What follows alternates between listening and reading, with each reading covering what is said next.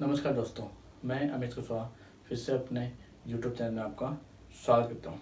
दोस्तों, मैंने पिछले वीडियो में बताया कि मेरी इस बुक में एक कोरोना वायरस का टॉपिक है, जिसके सारे टॉपिक्स मैंने आपको पिछले वीडियो में बताए थे और इस बुक में ट्रीटमेंट भी लिखी हुई है। ठीक है दोस्तों, और इसमें एक टॉपिक है laboratory investigation of corona virus patient, जो कि मैंने वह आपको नहीं बताया, लेकिन कुछ भाइयों के मेरे पास मैसेज आए कि यह टॉपिक भी आपको बताना चाहिए था। इसीलिए मैं आज यह टॉपिक आपको बताऊंगा, लेबोरेटरी इन्वेस्टिगेशन। ठीक है, तो आइए समय व्यस्त ना करते हुए हम स्टार्ट करते हैं laboratory investigation of corona virus. Laboratory investigation disseminated intravascular coagulation. ठीक है, इसे हम DIC भी कहते हैं। ठीक है, DIC क्या है? DIC is the condition in which blood clot, ठीक है, ब्लड क्लॉट आगे देखते हैं, ब्लॉकिंग स्मॉल ब्लड वेसल्स, मतलब जो हमारी ब्लड वेसल्स होती है वह ब्लॉक होने लगती है। ठीक है, उसको हम थर्मोसाइटोपेनिया भी कहते हैं। क्या कहते हैं? थर्मोसाइटोपेनिया भी कहते हैं। यह कोरोना वायरस को पेशेंट को होता है। अब थर्मोसाइटोपेनिया से क्या होता है हम यह देखते हैं। सबसे पहले चेस्ट पेन, ठीक है, फिर शॉर्टनेस ब्रीथ और लेग पेन, जो कि हम कोरोना वायरस पेशेंट में भी देखते आ रहे हैं, जो कोरोना वायरस पेशेंट को भी होता है। ठीक है, अब हम बात करते हैं नेक्स्ट टॉपिक की, WBC की, यानी कि lymphocyte. Lymphonia is the lymphocytopenia. It is the low level of lymphocyte in the blood. ठीक है, और लिम्फोसाइट होता क्या है? WBC होती है। WBC means white blood cells, और WBC का जो इम्पोर्टेंट फंक्शन होता है वो देखते हैं। WBC का इम्पोर्टेंट फंक्शन होता है इम्यूनो सिस्टम। जो वाइट ब्लड सेल्स होती हैं उसका इम्पोर्टेंट फंक्शन होता है इम्यूनो सिस्टम। ठीक है, और ये कोरोना पेशेंट के अंदर कैसे चेंज आए वो देखते हैं। ठीक है, जो लिम्फोसाइट होता है यह दो भागों में टूटता है, CD4 और CD8। लेकिन जब ये टूटता है तो जो कोरोना पेशेंट में देखा गया है उनमें हमें मिला है लिम्फोसाइटोपेनिया। उसमें क्या मिला? लिम्फोसाइट की जगह लिम्फोसाइटोपेनिया मिला है, जो कि लिम्फोसाइट का लो लेवल है। ठीक है, अब हम बात करते हैं नेक्स्ट पॉइंट की, LDH की। ठीक है, LDH एबुलेटेड लैक्टेट डिहाइड्रोजन। ठीक है, ये कहते हैं LDH जब बढ़ता है कोरोना पेशेंट के अंदर, LDH जब बढ़ता है और बढ़ता हुआ पाया गया है, ठीक है, उससे क्या होता है? It is indicate of liver abnormalities. ठीक है, लीवर एबनॉर्मलिटीज यानी कि मसल्स डैमेज, लीवर के अंदर एबनॉर्मलिटी आने लगती है, ये भी आपने सुना होगा। ठीक है, उसके बाद जब LDH बढ़ता है उसके बाद क्या होता है वो देखते हैं। LDH जब बढ़ता है उसके बाद क्रिएटिन काइनेज, ये CK का टेस्ट होता है। ठीक है, जो ये क्रिएटिन काइनेज है इसको क्रिएटिन फोस्फोकाइनेज के नाम से भी जानते हैं, जो कि एक एंजाइम होता है। क्रिएटिन फोस्फोकाइनेज एक एंजाइम होता है। ठीक है, और एक होता है, अब इसके बाद हम देखते हैं क्रिएटिन काइनेज का टेस्ट होता है तो उसका रिएक्शन के बारे में देखते हैं। ठीक है, आगे देखते हैं कि जो क्रिएटिन काइनेज का रिएक्शन होता है वह कैसे होता है, किस प्रकार होता है। ठीक है, और इस क्रिएटिन काइनेज को हम CK के नाम से भी डिनोट करते हैं। ठीक है, क्रिएटिन काइनेज यानी कि CK। ठीक है, इसका हम रिएक्शन देखते हैं। ये है creatine H2N double bond NH2, ठीक है, NCH3O डबल बॉन्ड O-। ठीक है, अब इसका जो रिएक्शन होता है टोटल वह ATP और ADP के कारण होता है। यह एक एनर्जी होती है। ठीक है, ATP means adenosine triphosphate, ADP में एडिनोसाइन डाइफॉस्फेट।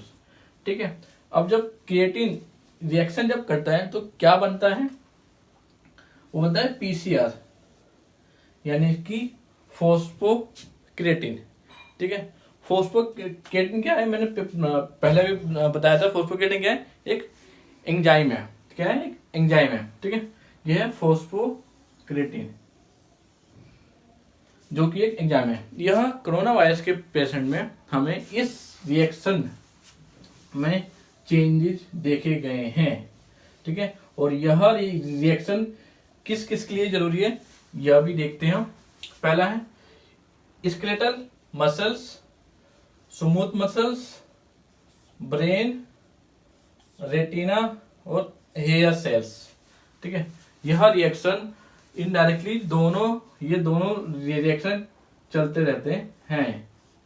यह रिएक्शन हमेशा हमारी बॉडी के अंदर चलते रहते हैं, इसीलिए फॉस्फोक्रिएटिन एंजाइम हमारी बॉडी के लिए बहुत जरूरी है। और यह क्रिएटिन एंजाइम भी हमारी बॉडी के लिए जरूरी है। यह इंपॉर्टेंट एंजाइम है क्रिएटिन जो है हमारे बॉडी के लिए बहुत ही इंपॉर्टेंट एंजाइम है। ठीक है, अब हम बात करते हैं नेक्स्ट टॉपिक की, चेस्ट एक्सरे। ठीक है, हम बात करेंगे चेस्ट एक्सरे की। ठीक है, जो प्रेशर में चेस्ट एक्सरे में देखा गया है, रैपिड चेंज प्रेशर, जो हमें सांस लेने में प्रॉब्लम आती है उसमें रैपिडली प्रेशर में चेंज आता है। वो क्यों आता है वो देखते हैं। Fluid between layer of the pleura outside lungs, जो लंग्स की जो आउटसाइड जो प्लूरा होती है उसके अंदर पानी भर जाता है, और जो प्लूरा की जो मेम्ब्रेन है वह थिन हो जाती है, जिस कारण हमें सांस लेने में प्रॉब्लम होती है। और यह कोरोना पेशेंट के अंदर देखा गया है। जो प्लूरा होता है वह सांस लेने की सुविधा देता है हमें, और कोरोना पेशेंट में इसकी लेयर थिन हो जाती है।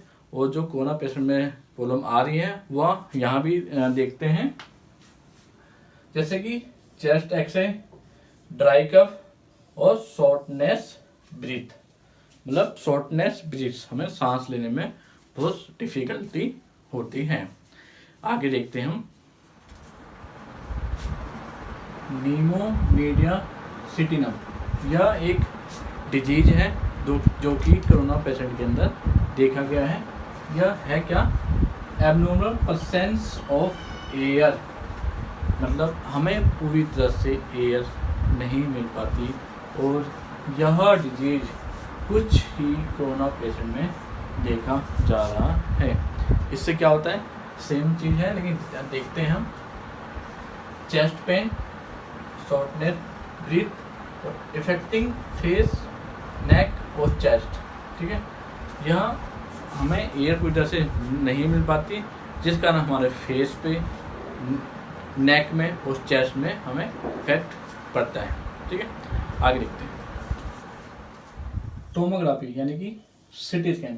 दोस्तों टोमोग्राफी क्या होता है, सिटी स्कैन होता है। उससे कोरोना पेशेंट में क्या देखा गया है, पेरेन्काइमल डिजीज, यानी कि पेरेन्काइमल डिजीज मतलब पेरेन्काइमल क्या होता है मैं बताता हूँ।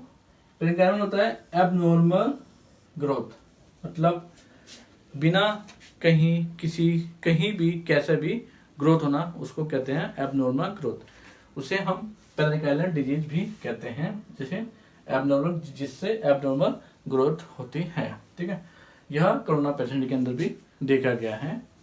और क्या देखा गया ये भी देखते हैं। लीजन्स क्या होते हैं दोस्तों, ये डॉट रेड हमारे बॉडी के ऊपर हो जाते हैं बहुत सारे, उसे हम कहते हैं लीजन्स। और यह दोनों चीज, ये और ये बहुत ही कम कोरोना पेशेंट में देखा गया है। ठीक है, आगे देखते हैं फिर कंफर्म।